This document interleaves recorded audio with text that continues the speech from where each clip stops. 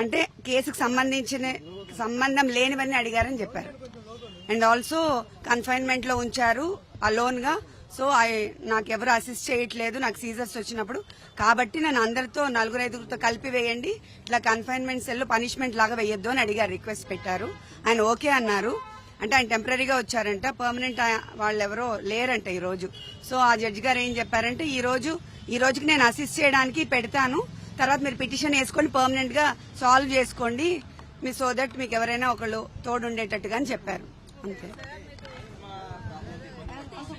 చెప్పారు సార్, చెప్పారు కాబట్టి జడ్జి గారు ఓకే అన్నారు. హెల్త్ ఇష్యూస్ ఉన్నాయని చెప్పారు.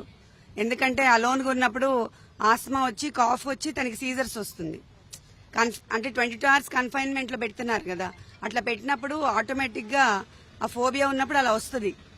కాబట్టి అలా వస్తుందని చెప్తే ఆయన కన్సిడర్ చేసి ఈ రోజుకి నేను ఇలా చేస్తాను, నేను టెంపరీ కాబట్టి మీరు పిటిషన్ వేసుకోండి అన్నారు. అలానే వేసి మనం తెచ్చుకోవాలి.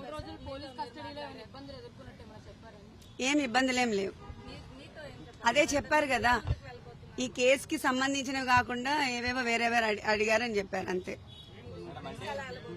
ఈయన చెప్తారు చూడండి, అది తినకు తెలుసు. నా కేసుల గురించి అంత ఐడియా లేదు. లాయర్ గారు వరుసగా 5 కేసులు నమోదు చేశారు వల్లభనేని వంశీ గారి మీద, ఒకదాని తర్వాత ఒకటి. కేసులకు సంబంధించి ఎట్లా చూడాలి ఏం చెప్తారు? అంటే ఇప్పుడు వల్లభనేని వంశీ గారిని మేము మొదటి నుంచి చెప్తుందే కదా, ఏ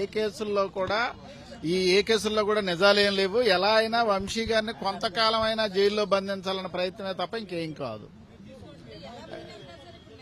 ఇవన్నీ ఒక దాంట్లో బెయిల్ వేసాం. ఇప్పటికి ఎన్ని కేసులు కట్టారో తెలియదు. 10 అంటున్నారు, 8 అంటున్నారు, 9 అంటున్నారు, 11 అంటున్నారు. వాళ్ళ ఇష్టం వచ్చిన సెక్షన్స్ నంబర్స్ చెప్తున్నారు.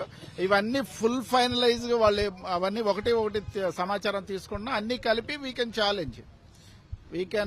ఆల్మోస్ట్ ఇవన్నీ కూడా రేపు కోర్టులో నిలబడేవి కాదు. ఇప్పుడు సత్యవర్ధనం ఎలా అయితే సత్యం ఏసీబీ కోర్టులో చెప్పి SC ST కేసు ఆ పార్టీ ఆఫీసులో తొలగిపోయిందో, భవిష్యత్తులో కూడా అన్ని అలాగే జరుగుతాయి.